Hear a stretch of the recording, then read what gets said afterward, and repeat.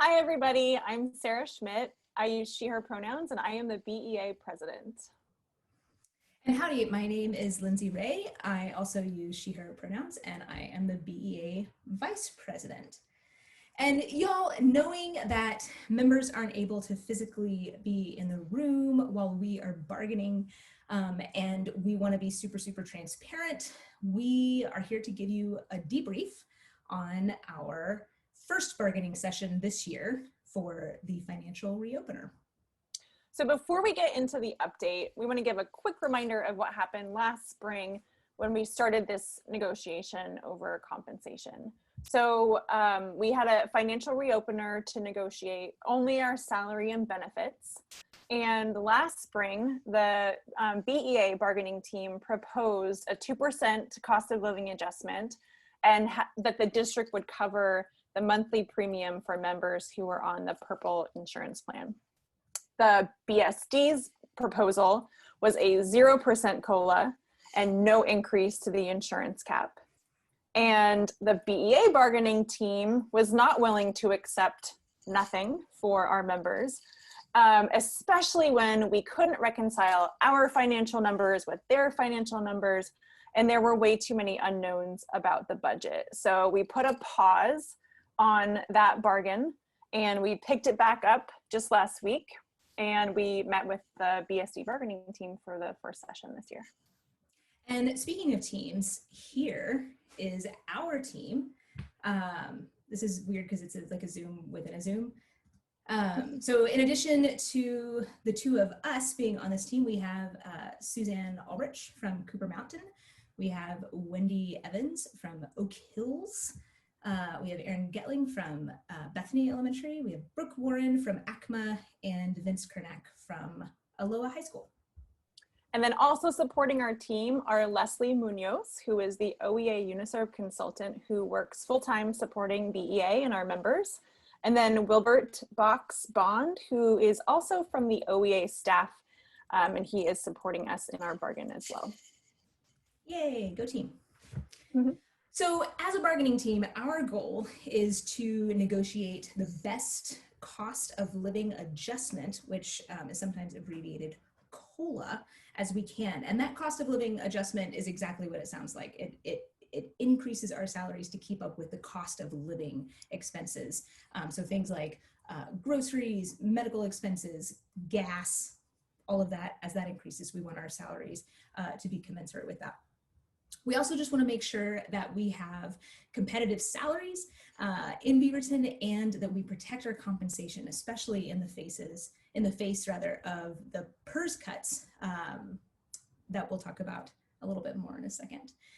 So as Sara mentioned, back in the spring, we were looking at a lot of uncertainty in the budget and economic forecasts. Right now, we've come to see that although the pandemic has been really, really terrible, it's offered a lot of opportunities for savings for the district budget. Our members agreed to participate in the Workshare program, and we furloughed 5 days back in the spring, saving the district millions of dollars. In addition, the district has seen a $1 million health insurance rebate, savings on their PERS rates, and they've far exceeded their ending fund balance projections. And that's just basically how much money is left over at the end of all of their spending. So we saw a projection back in June. Now it's much bigger than that. Our members, on the other hand, are working incredibly hard every single day to make all of this work for our students in the midst of this pandemic. Many members are spending money out of their own pockets to ensure that they have adequate internet and technological supplies to make sure that they can teach at home while they care for their own kids.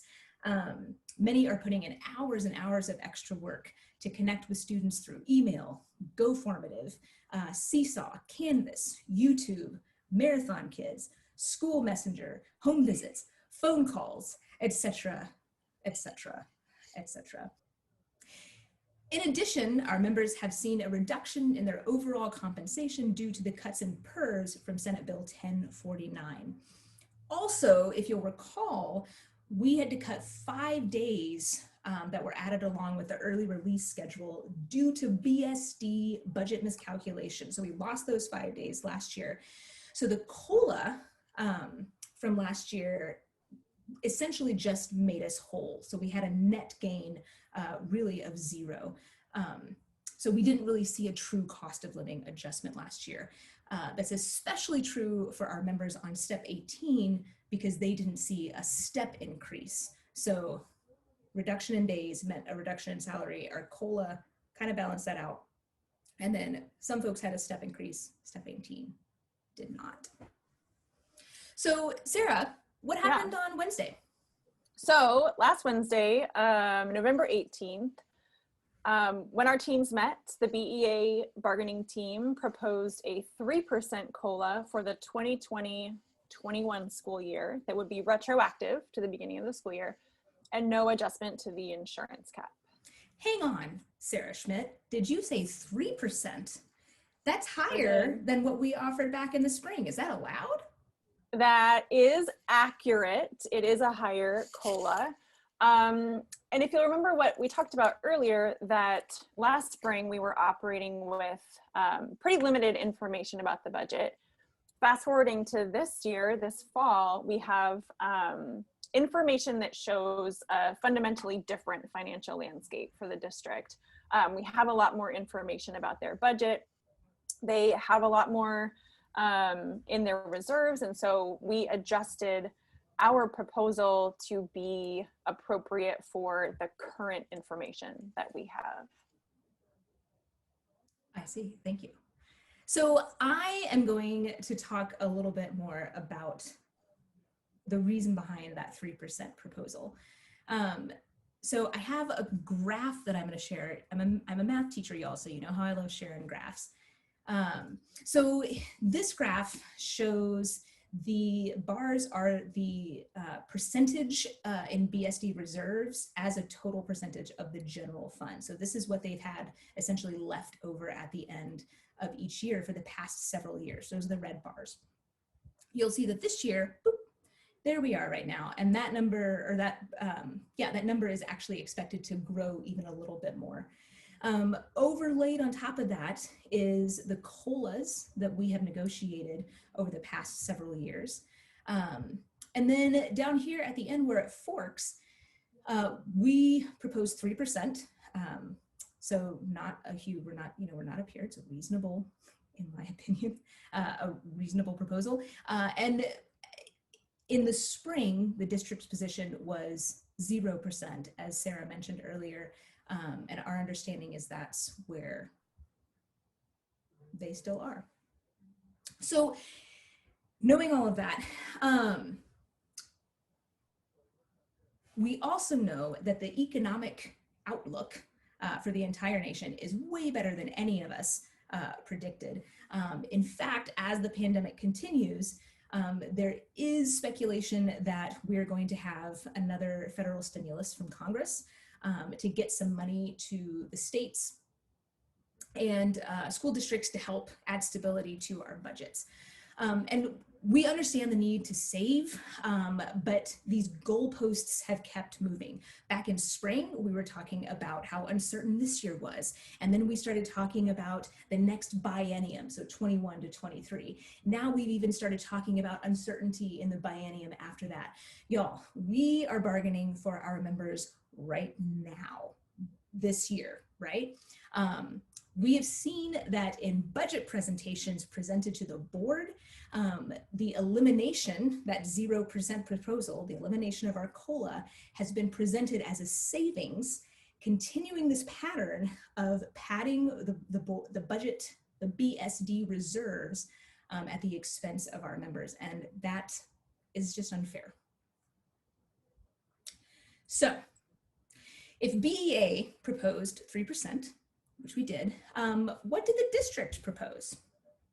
Great question, Lindsay. They didn't really respond to our proposal. They expressed concern about our proposal being a high percentage than it was in the spring. They let us know that their position was unchanged from the spring, so 0% COLA and zero change to insurance. And they told us they needed more time to talk with their team about our proposal. So that's where we left things. We didn't really get a response from them, but we are scheduled to have another meeting soon. And on that note, I just want to give a reminder that our proposal changed because the financial landscape changed. Our proposal adapted to the information that we had. Right. And I think that that is an example of our trustworthiness in this process. And I want to say something else about trust. If you've been in Beaverton for a while, you know that BEA's trust in the district's budget information has been a sticking point in our negotiations for years. When we bargain with the district, we have remained steady in our honesty and transparency and trustworthiness. We make proposals based on accurate information, as much fact as we can rely on.